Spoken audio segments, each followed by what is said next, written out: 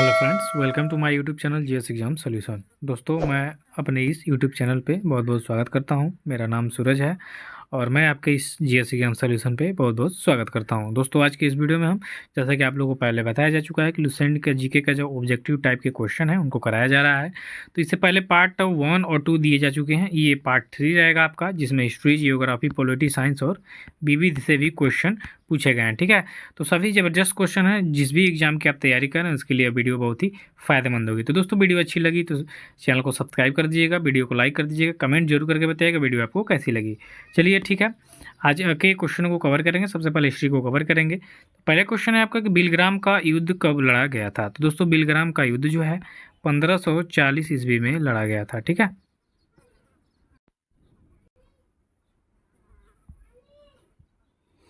तो यह जो बिलग्राम का युद्ध है 1540 ईस्वी में लड़ा गया था। ठीक है, 1540 ईस्वी इसका राइट आंसर हो जाएगा। किसके किसके बीच लड़ा गया था दोस्तों? तो शेर शाह सूरी, ठीक है, जो सूरी वंश का संस्थापक था, और लड़ा गया था हुमायूं के बीच, जो आपका मुगल वंश का राजा था, दूसरे नंबर का, बाबर का पुत्र था। ठीक है, तो शेर शाह सूरी और हुमायूं के बीच जो 1540 में बिलग्राम का युद्ध हुआ था। इससे पहले 1539 में चौसा का युद्ध हो गया था, जिसमें भी हुमायूं की हार हुई थी। और इस बिलग्राम के युद्ध में भी जो 1540 में हुआ शेर शाह और हुमायूं के बीच, इसमें भी आपके हुमायूं की हार हुई और ये भारत छोड़ के भाग गया था। ठीक है, ज्ञातव्य रहे कि 1542 ईस्वी में अकबर का जन्म हुआ था। ठीक है, और उस समय यह भारत से बाहर था। ठीक है, तो ये दूसरी बात है, लेकिन बिलग्राम का युद्ध आपका 1540 में हुआ था। ठीक है, चलिए दूसरे नंबर का क्वेश्चन देखिए कि मेगास्थनीज के अनुसार भारतीय समाज कितने भागों में विभक्त था। तो जो मेगास्थनीज आपका एक इतिहासकार है, ठीक है, प्राचीन इतिहास से संबंधित है।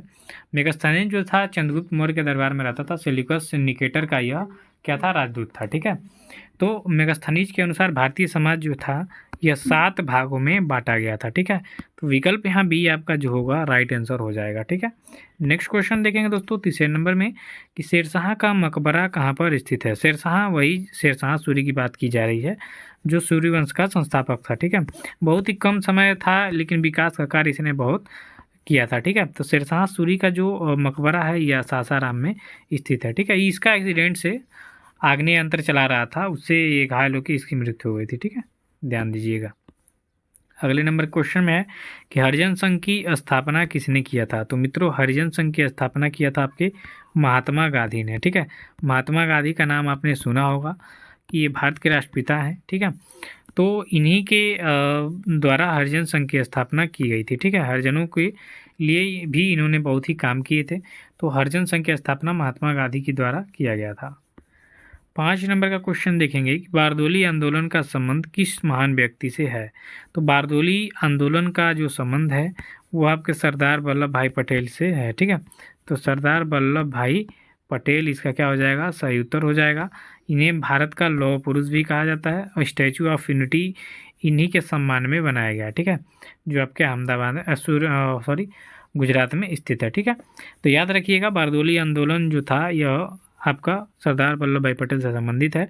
और इस आंदोलन के बाद जो बारदोली की महिलाएं थीं, इन्होंने इनको सरदार की उपाधि दी थी। तो ये भी ध्यान दीजिएगा, इंपॉर्टेंट क्वेश्चन है। 6 नंबर के क्वेश्चन में है कि भारतीय राष्ट्रीय कांग्रेस का प्रथम विभाजन कब हुआ था। तो दोस्तों, भारतीय राष्ट्रीय कांग्रेस का जो प्रथम विभाजन था 1907 में हुआ था। देखिए, 1906 में आपके मुस्लिम लीग की स्थापना हुई थी। 1905 में आपका बंगाल का विभाजन हुआ था। ठीक है, तो ये कुछ इंपॉर्टेंट डे है, आप याद रखिएगा। 1907 में कांग्रेस का प्रथम विभाजन हुआ था। 1885 में कांग्रेस का स्थापना हुआ था सर ह्यूम द्वारा। तो ये काफ़ी इंपॉर्टेंट डेट्स हैं, इनको याद रखिएगा। ठीक है, 1885 में कांग्रेस का प्रथम बार अधिवेशन भी हुआ था और इसकी स्थापना भी हुई थी। और इसका प्रथम विभाजन हुआ 1907 में। 1906 में आपके मुस्लिम लीग की स्थापना हुई थी और 1905 में बंगाल का विभाजन हुआ था। तो ये सर कई क्वेश्चन है इसमें। अगले में है महात्मा गांधी के राजनीतिक गुरु कौन थे।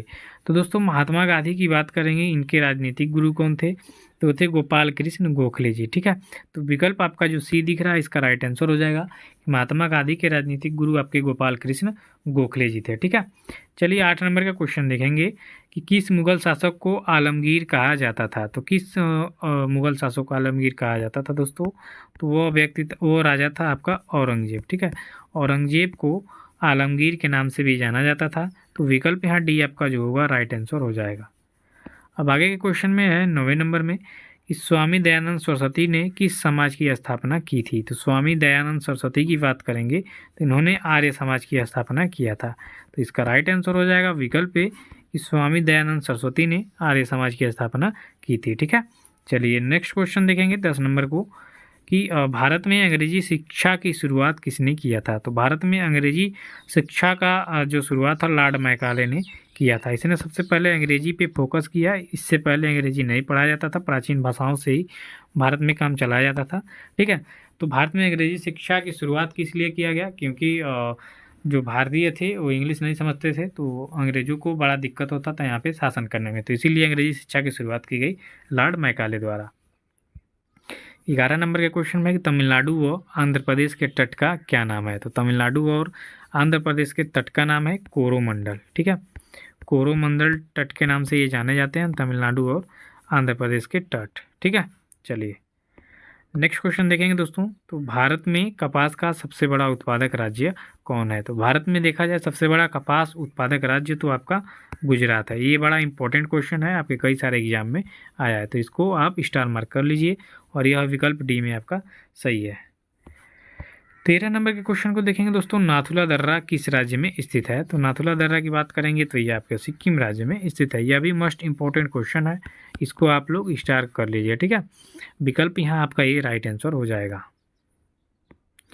14 नंबर के क्वेश्चन को देखिए कि बिहार का शोक किस नदी को कहा जाता है। तो दोस्तों बिहार का शोक जो है वह कोसी नदी को कहा जाता है। ठीक है, कोसी नदी इसका क्या हो जाएगा, राइट आंसर हो जाएगा। तो बिहार का शोक आपका कोसी नदी को कहा जाता है, विकल्प यहाँ बी राइट आंसर हो जाएगा।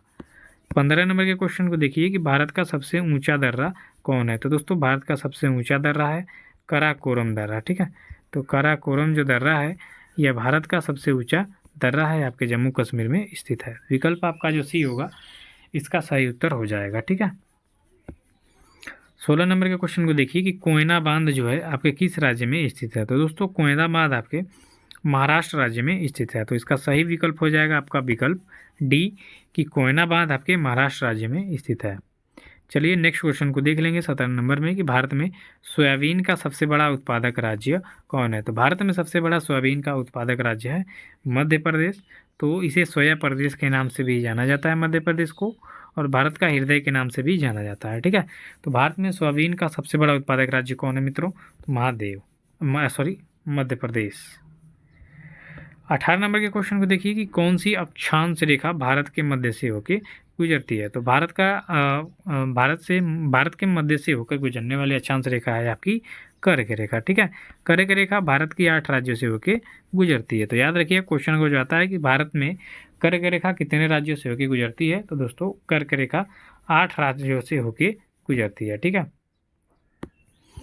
9वें नंबर का क्वेश्चन है कि क्षेत्रफल की दृष्टि से भारत का सबसे बड़ा राज्य कौन है। तो क्षेत्रफल की दृष्टि से सबसे बड़ा भारत का राज्य है आपका राजस्थान। ठीक है, राजस्थान, उसके बाद महाराष्ट्र, मध्य प्रदेश, इसका राइट आंसर हो जाएगा। ठीक है, तो क्षेत्रफल की दृष्टि से भारत का सबसे बड़ा आपका राज्य है राजस्थान, और जनसंख्या के मामले में उत्तर प्रदेश पहले पे है।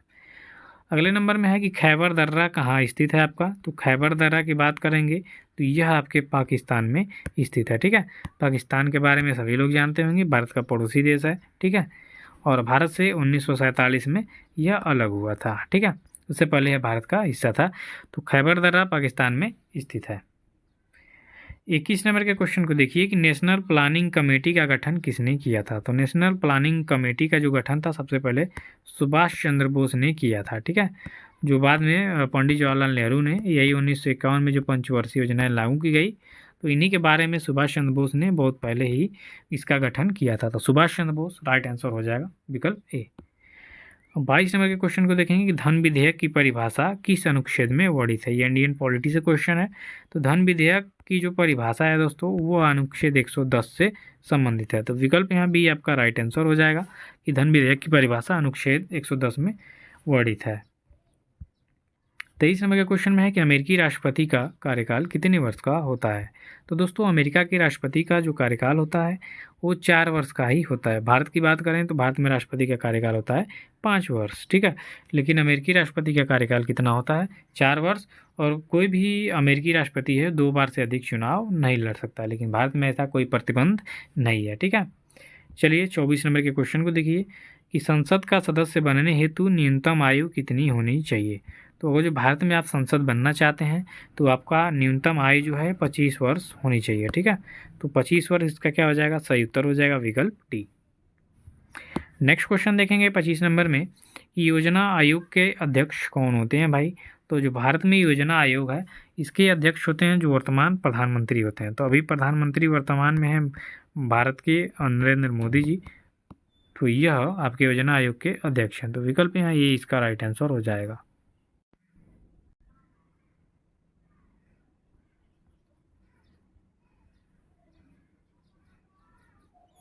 आगे के क्वेश्चन में है आपका, राज्यपाल की नियुक्ति किसके द्वारा की जाती है। तो राज्यपाल की नियुक्ति जो है भारत के वर्तमान जो राष्ट्रपति होते हैं यही करते हैं, और राज्यपाल का त्यागपत्र भी राष्ट्रपति को ही जाता है। ठीक है, तो राष्ट्रपति इसका राइट आंसर हो जाएगा कि राज्यपाल की नियुक्ति राष्ट्रपति के द्वारा की जाती है। ठीक है, चलिए आगे के क्वेश्चन को देखेंगे कि राज्यपाल अपना त्यागपत्र किसे देता है। देखिए क्वेश्चन भी आपका आ गया। तो राज्यपाल अपना त्यागपत्र देते हैं भारत के जो वर्तमान में राष्ट्रपति जी होते हैं, इनको राज्यपाल जी अपना त्यागपत्र देते हैं। तो विकल्प सी यहाँ राइट आंसर होगा। 28 नंबर का क्वेश्चन है दोस्तों कि भारत के प्रथम रेल मंत्री कौन थे। तो भारत के प्रथम रेल मंत्री थे आपके जॉन मथाई। ठीक है, इसका सही उत्तर हो जाएगा जॉन मथाई यूज थे, यह भारत के प्रथम रेल मंत्री थे। तो विकल्प यहाँ डी इसका राइट आंसर हो जाएगा। 29 नंबर का क्वेश्चन देखिए कि भारत में सरकार की संसदीय प्रणाली कहाँ से ग्रहण की गई है। तो भारत में सरकार की जो संसदीय प्रणाली है ये आपके ब्रिटेन के ब्रिटेन के संविधान से लिया गया है। ठीक है, तो विकल्प ये आपका राइट आंसर हो जाएगा कि भारत में सरकार की संसदीय प्रणाली या भारतीय संसद कहाँ से लिया गया है, तो ब्रिटेन से लिया गया है। ठीक है, चलिए दोस्तों 30 नंबर के क्वेश्चन को देखेंगे कि भारतीय संविधान में संघवाद किस देश से लिया गया है। तो भारतीय संविधान में जो संघवाद है आपके कनाडा से लिया गया है, कनाडा के संविधान से संघवाद लिया गया है। ठीक है, तो विकल्प बी आपका राइट आंसर होगा। अब देखेंगे 31 नंबर के क्वेश्चन को, आयोडीन की कमी से कौन सा रोग होता है। अब साइंस से क्वेश्चन आ चुके हैं दोस्तों। तो आयोडीन की कमी से होता है घेंगा रोग। ठीक है, जो गले में होता है बड़ा सा निकल जाता है। ठीक है, तो ये घेंगा आयोडीन की कमी के कारण होता है। 32 नंबर का क्वेश्चन है कि विटामिन ए में किसकी प्रचुर मात्रा पाई जाती है। तो विटामिन ए जो है किसमें प्रचुर मात्रा में पाया जाता है। तो इन विकल्पों में जो गाजर है, गाजर में सर्वाधिक विटामिन ए पाई जाती है। तो विकल्प यहाँ डी इसका राइट आंसर हो जाएगा। आगे के क्वेश्चन को देखेंगे 33 नंबर में, तो टाइफाइड से शरीर का कौन सा अंग प्रभावित होता है। तो दोस्तों टाइफाइड से शरीर का जो आपका आंत है यह प्रभावित होता है। तो विकल्प यहाँ जो ए होगा राइट आंसर हो जाएगा कि टाइफाइड से शरीर का आंत जो है यह प्रभावित होता है। ठीक है, चलिए नेक्स्ट क्वेश्चन देख लेंगे 34 नंबर के क्वेश्चन में कि आंवले में किस विटामिन की प्रचुरता पाई जाती है। तो आंवले में सबसे ज़्यादा विटामिन पाया जाता है आपका विटामिन सी। जो विटामिन सी है ये आंवले में प्रचुर मात्रा में पाई जाती है। तो विकल्प यहाँ जो बी होगा आपका सही उत्तर हो जाएगा। आगे के क्वेश्चन देखेंगे 35 नंबर में कि बुझा हुआ चूना का रासायनिक नाम क्या है। तो बुझा हुआ चूना का रासायनिक नाम है कैल्शियम ऑक्साइड। ठीक है, तो ये आपका हो गया विकल्प सी राइट आंसर हो जाएगा इसका। आगे के क्वेश्चन में है कि मोनाजाइट बालू में कौन सा खनिज पाया जाता है। तो मित्रों मोनाजाइट बालू में थोरियम जो होता है यह पाया जाता है। तो इसका राइट आंसर हो जाएगा विकल्प डी आपका सही उत्तर होगा कि मोनाजाइट बालू में थोरियम खनिज पाया जाता है। चलिए 37 नंबर का क्वेश्चन देखिए कि धान का खैरा रोग किस तत्व की कमी के कारण होता है। तो धान में खैरा रोग जो होता है वह जस्ता की कमी के कारण होता है। तो विकल्प यहाँ ये राइट आंसर हो जाएगा कि धान का खैरा रोग जस्ता की कमी के कारण होता है। ठीक है, अब 38 नंबर के क्वेश्चन को देख लेंगे कि वाहन पीछे से आने वाले वस्तुओं को देखने के लिए किसका प्रयोग करते हैं। तो वाहन जो होते हैं 4 व्हीलर या 2 व्हीलर वो पीछे से आने वाली वस्तुओं को देखने के लिए किस दर्पण का प्रयोग करते हैं। तो वो करते हैं उत्तल दर्पण का प्रयोग। ठीक है, उत्तल दर्पण ये राइट आंसर हो जाएगा आपका विकल्प बी। और ये इंपॉर्टेंट क्वेश्चन है, इसको इंपॉर्टेंट कर लीजिएगा। ठीक है, चलिए मित्रों आगे के क्वेश्चन को देखेंगे 39 नंबर में, उस बल का क्या नाम है जिससे पृथ्वी सब वस्तुओं को अपनी ओर खींचती है। तो उस बल का क्या नाम है जो पृथ्वी अपनी ओर सभी तत्वों को खींचती है। तो वह है आपका गुरुत्वाकर्षण। गुरुत्वाकर्षण के कारण ही पृथ्वी सभी वस्तुओं को अपनी ओर खींचती है। तो याद रखिएगा ये गुरुत्वाकर्षण बल के कारण ही संभव हो पाता है। ठीक है, अब 40 नंबर का क्वेश्चन देखेंगे कि दूध के घनत्व को किसके द्वारा मापा जाता है मित्रों। तो दूध के घनत्व को लैक्टोमीटर के माध्यम से यंत्र से मापा जाता है। तो इसका विकल्प आपका जो डी होगा सही उत्तर हो जाएगा कि दूध के घनत्व को लैक्टोमीटर के द्वारा मापा जाता है। चलिए दोस्तों 41 नंबर के क्वेश्चन को देखेंगे कि भारतीय राष्ट्रीय कैलेंडर का प्रथम महीना कौन सा है। तो विविध से क्वेश्चन है आपके। तो भारतीय राष्ट्रीय कैलेंडर के द्वारा देखा जाए तो जो चैत्र होता है यानी मई वाला, उसी को प्रथम महीना माना जाता है भारत का। ठीक है। और 42 नंबर के क्वेश्चन में है कि मिस यूनिवर्स का खिताब जीतने वाली पहली भारतीय महिला कौन थी। तो मिस यूनिवर्स का खिताब जीतने वाली भारत की पहली में जो महिला थी वो आपकी सुष्मिता सेन है। ठीक है। तो सुष्मिता सेन इसका क्या हो जाएगा, राइट आंसर हो जाएगा विकल्प बी, कि मिस यूनिवर्स का प्रथम खिताब जीतने वाली महिला है भारतीय सुष्मिता सेन। 43 नंबर का क्वेश्चन देखिए कि द्रोणाचार्य पुरस्कार किस क्षेत्र में दिया जाता है मित्रों। तो जैसा कि आप लोग जानते हैं द्रोणाचार्य का संबंध रहा है सिखाना, जैसे खेल सिखाते थे ना, वो तीर धनुष सिखाते थे, गदा सिखाते थे। ठीक है। तो युद्ध कला सिखाते थे, तो खेल प्रशिक्षण के लिए यह दिया जाता है। ठीक है। महाभारत काल से संबंध है इनका। ठीक है। इन्हीं का पुत्र अश्वत्थामा था जो अमर है। ठीक है। तो खेल प्रशिक्षण द्रोणाचार्य पुरस्कार जो है खेल प्रशिक्षण है, खेल का प्रशिक्षण देने वाले जो कोच होते हैं उनको दिया जाता है। ठीक है। अब 44 नंबर का क्वेश्चन देखिए कि मेन कैम्प यानी मेरी आत्मकथा जो है किसके द्वारा लिखी गई पुस्तक है। तो यह हिटलर के, ठीक है, एडोल्फ हिटलर जो जर्मनी का तानाशाह था, इसके द्वारा मेन कैम्प लिखी गई पुस्तक है। तो ये काफ़ी ज़्यादा इंपॉर्टेंट है, आपके एग्जाम में आता है। तो ठीक है। चलिए अगले नंबर के क्वेश्चन में है कि प्रवासी भारतीय दिवस कब मनाया जाता है मित्रों। प्रवासी भारतीय दिवस प्रत्येक वर्ष 9 जनवरी को मनाया जाता है। ठीक है। तो विकल्प यहाँ जो ये होगा इसका राइट आंसर हो जाएगा। 46 नंबर का क्वेश्चन देख लेंगे दोस्तों। तो 46 नंबर के क्वेश्चन में क्रिकेट की अंतर्राष्ट्रीय संस्था इनमें से कौन है। तो क्रिकेट की है ICC। ठीक है। इंटरनेशनल क्रिकेट काउंसिल जो होता है ये आपकी अंतर्राष्ट्रीय संस्था है ICC की। ठीक है। चलिए 47 नंबर का क्वेश्चन देखिए कि चाइना मैन शब्द किस खेल से संबंधित है। तो मित्रों चाइना मैन जो शब्द है वह क्रिकेट खेल से संबंधित है। तो विकल्प यहाँ जो सी होगा आपका सही उत्तर हो जाएगा कि चाइना मैन जो है क्रिकेट खेल से संबंधित शब्दावली है। और है 48 नंबर के क्वेश्चन में कि ग्रीन पार्क स्टेडियम आपका कहाँ पर स्थित है। तो ग्रीन पार्क स्टेडियम आपके उत्तर प्रदेश के कानपुर शहर में स्थित है। तो विकल्प यहाँ डी इसका राइट आंसर हो जाएगा। ठीक है। 49 नंबर का क्वेश्चन देखिए कि डुरंड कप किस खेल से संबंधित है। तो डुरंड कप जो है आपके फुटबॉल से संबंधित है। ठीक है। कल के क्वेश्चन में फुटबॉल की जगह मैंने क्रिकेट बता दिया था, तो 49 नंबर वाले में थोड़ा सा दिक्कत हो गया था, देख लेंगे तो उसका विकल्प ये हो जाएगा। ठीक है।